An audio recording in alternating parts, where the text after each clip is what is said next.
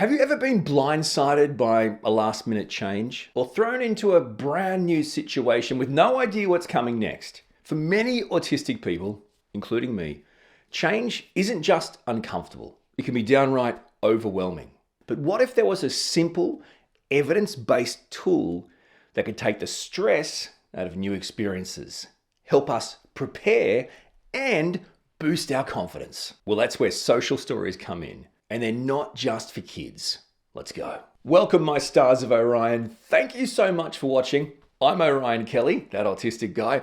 I'm all about providing validation and support for autistic people and their loved ones. So what are social stories? Let's start with the basics. Social stories are short, personalized stories. They're usually written or illustrated, and they describe a social situation, a skill, or an event in a clear step-by-step way. They were actually first developed by Carol Gray in the early 1990s, specifically for autistic students who struggled with social understanding and adapting to change. Now, a social story might explain what's going to happen during a doctor's appointment, or how to join a new team at work, or what to expect at a friend's party. The aim to provide information, set clear expectations, and reduce anxiety by making the unknown, well, known. So how did social stories come to be? And what did Carol Gray actually say in her original chapter? Well, Carol Gray developed social stories after working directly with autistic kids who struggled to understand the unwritten rules and expectations of everyday life, something autistic adults still struggle with. Now, in her chapter, Teaching Children with Autism to Read Social Situations, she outlined several groundbreaking ideas that shaped how we support autistic people with change and social understanding. They were, number one, social challenges are often hidden curriculum. So Gray explained that many of the rules and expectations in social situations are unstated, unwritten rules. They're part of what's called the hidden curriculum for autistic people who may not automatically pick up on these cues. This creates uncertainty and anxiety. Number two, the power of clear, concrete information. So in this chapter, Gray found that when she broke down situations into simple, concrete steps, autistic students were better able to understand what was expected. See, this is important. Expectations are unmet, but why? See, this laid the groundwork for social stories, making the invisible visible and the unpredictable predictable. Number three, personalization is key. Gray's social stories are always tailored to the individual. So using their name, their setting, language that matches their age and communication style. These types of personal touches make the information relevant and easy to remember. Don't fall into the trap of cookie cutter, one size fits all, print it off a website, give it to your kid. Number four, descriptive over directive. So instead of just telling people what not to do, don't teachers and schools do this? Social stories describe what will happen, why, and what the person can do. See, this is a positive, strengths-based approach, one that builds confidence rather than fear. Autistic kids and adults can live a life of fear of being reprimanded by neurotypical people. Number five, using visual and written supports. So Gray emphasized the importance of matching the story format to the individual's needs. Some people like pictures, some like written words, others like both. Number six, the goal, understanding, not just compliance. So the real aim of social stories isn't to control their behavior, but to foster a true understanding and autonomy. Gray wanted autistic people to feel prepared and empowered, not managed. Why do social stories help autistic people? As in, why are these stories so powerful? Research shows that autistic people often experience significant distress when faced with unexpected changes or ambiguous social settings. the bane of my existence. Now, this is partly due to differences in information processing. The autistic brain processes and experiences the world differently because we have a different brain. Other differences in social understanding and sensory sensitivities also play into it. See, social stories are effective because they can make abstract situations concrete by breaking down vague or unpredictable events into clear steps. Social stories make the unfamiliar more understandable. They support cognitive processing. So they present information in a visual and sequential format, matching the preferred learning style of many autistic people. Social stories can reduce anxiety and build predictability. Studies show that knowing what to expect can significantly lower anxiety for autistic people when facing change. And critically, they can promote independence. You see, with the right preparation, autistic people can tackle new experiences with more confidence and less reliance on others. And that is clearly the goal, to provide an opportunity for autistic people to thrive, to improve their quality of life. Let's dig into the science. How social stories work according to science. So a meta-analysis by Kokina and Kern in 2010 reviewed 18 studies on social stories and found that they're especially effective in reducing anxiety in both kids and adults. Now, other reviews, including those by the National Autism Centre and research by Wong et al. 2015, have classified social stories as an evidence-based practice. Do you hear that?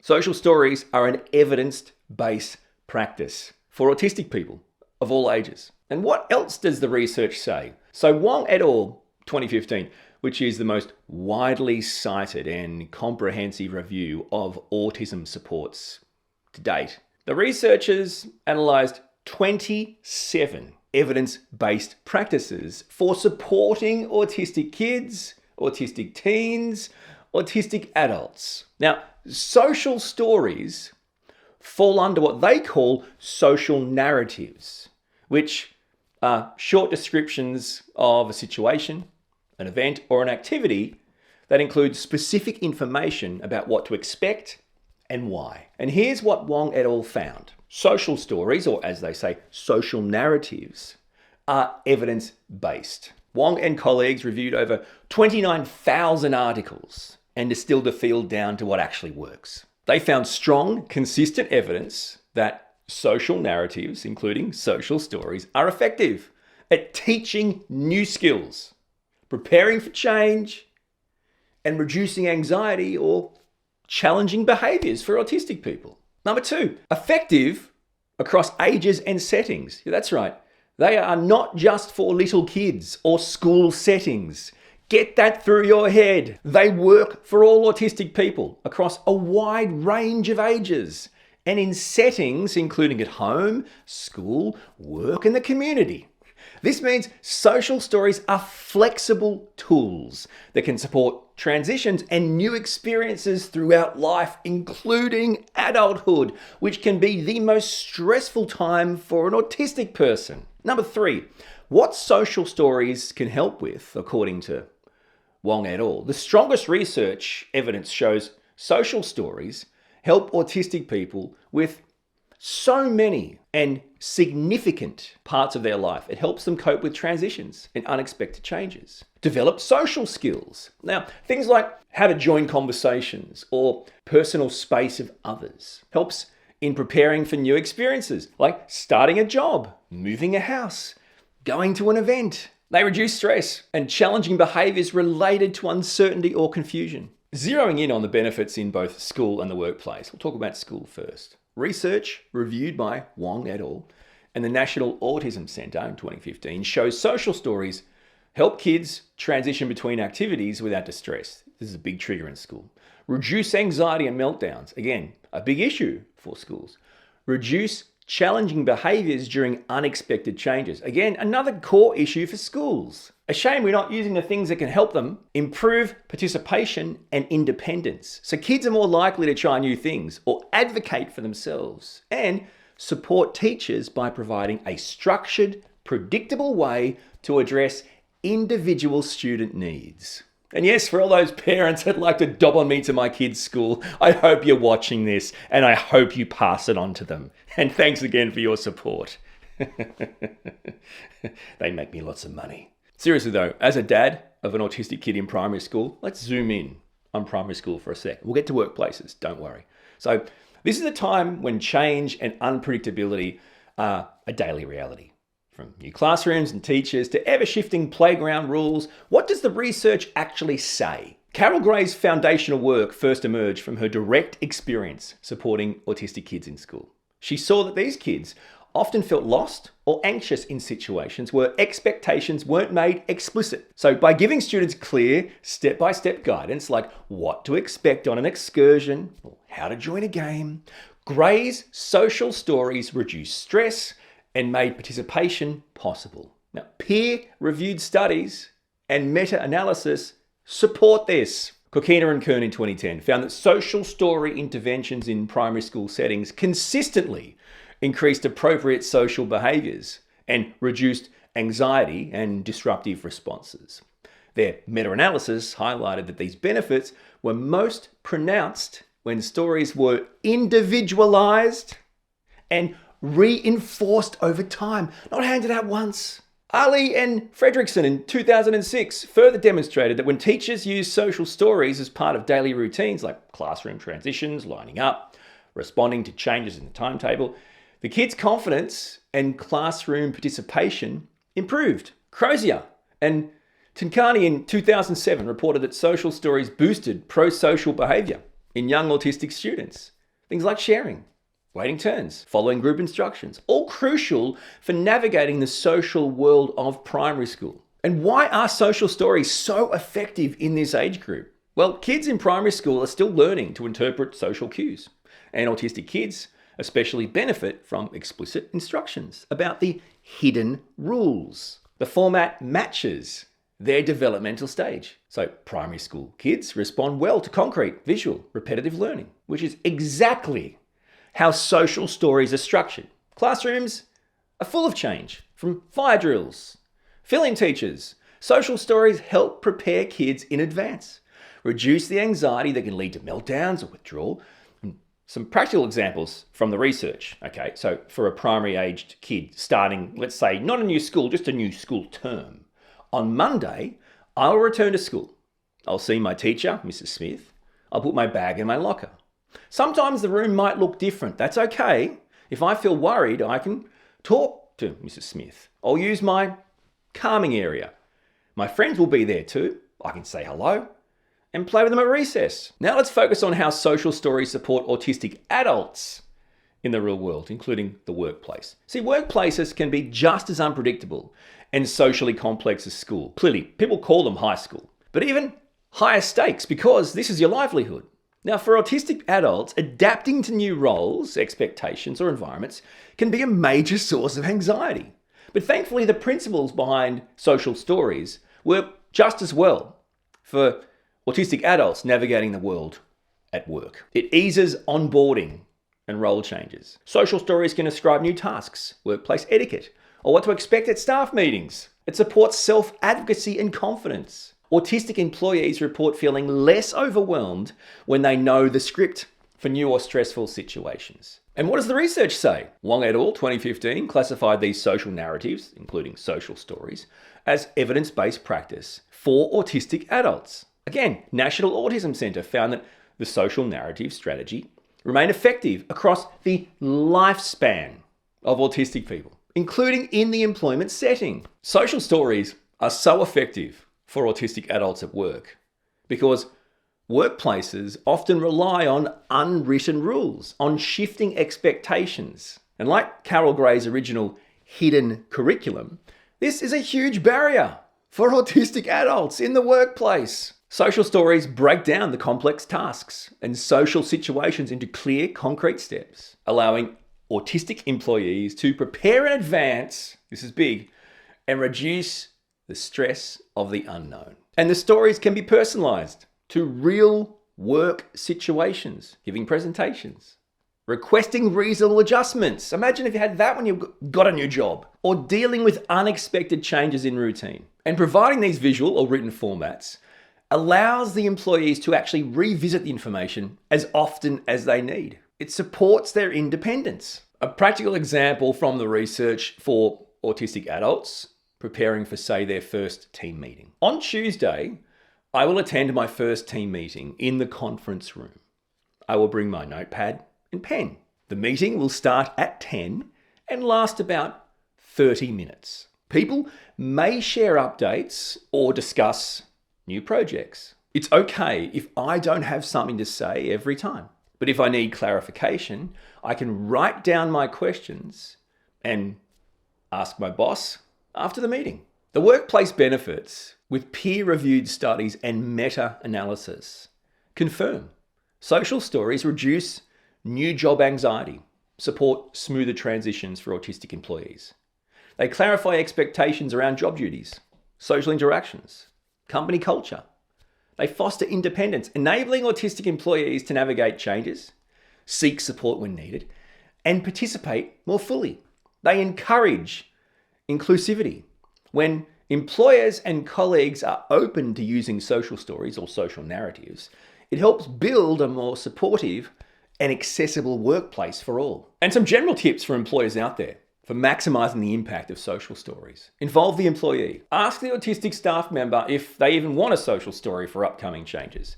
So respect their privacy, allow their input. Use multiple formats. You might have social stories in both written and visual formats. They might be digital. You have to normalize the practice. Okay, you have to encourage all staff to use these social stories or these how-to guides for big changes. Because what it does is it helps people, but it also removes stigma. It makes the workplace more accessible really for everyone. That's a win-win. You've got to train managers and HR teams, provide basic training on creating and using social stories, focusing on clarity, personalization, and positivity. And I always talk about the win-win. So let's go into the benefits of social stories for employers. It demonstrates clearly a commitment, right, to diversity, equity, inclusion. But this is big. It reduces onboarding and training stress for new hires. It increases productivity and retention by supporting employee well-being. It supports compliance with disability discrimination laws and best practice guidelines. And they're the kind of ticker box things you guys really like, yeah? Here is a step-by-step guide on how to create a social story. It's a simple, research-based method you can use for any age or context. Step 1, identify the situation. What event, change, or challenge needs explaining? And be specific. Step 2, gather the key details. Who's involved? What will happen? When and where?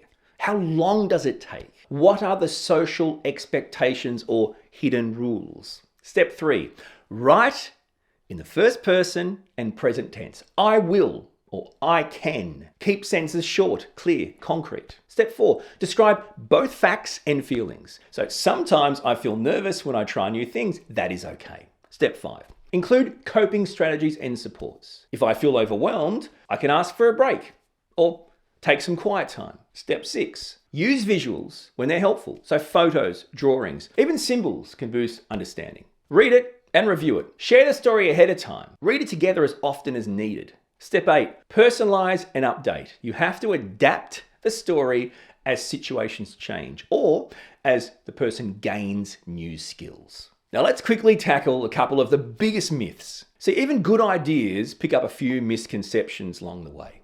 So myth number 1, social stories are only for young kids. Really? No. Social stories, yes, started in schools. Research shows they're effective for autistic people of all ages. The format can be adapted for any stage of life, whether it's preparing for a new job, attending a social event, or learning workplace routines. Grown-ups need scripts too, my friend. Myth number 2, social stories are too simple to help with real-life challenges. Well, in reality, that's absolutely wrong. The power of social stories isn't in fancy language or complexity. It's in making the unpredictable predictable. Even seemingly simple stories can significantly reduce anxiety and boost confidence, as shown in multiple peer-reviewed studies. In fact, many autistic adults say it's the clear, concrete information that actually makes all the difference. Myth number 3, social stories are just behavior management tools. Okay, in reality, the goal isn't to fix or control the autistic person. As Carol Gray's original work highlights, social stories are about understanding, preparation, and support. They're to help autistic people feel informed, empowered, and respected, not managed. Myth number 4, you have to be a teacher or a therapist to write a social story. What a load of crap. Anyone, parents, partners, friends, employers, autistic people themselves, we can all create and use social stories. What actually matters is following the simple, evidence-based structure, personalizing it, keeping it clear, and focusing on real-life situations. Social stories aren't just for kids. They're a lifeline for autistic people of all ages. They help us feel seen, prepared, and capable of tackling whatever life throws our way.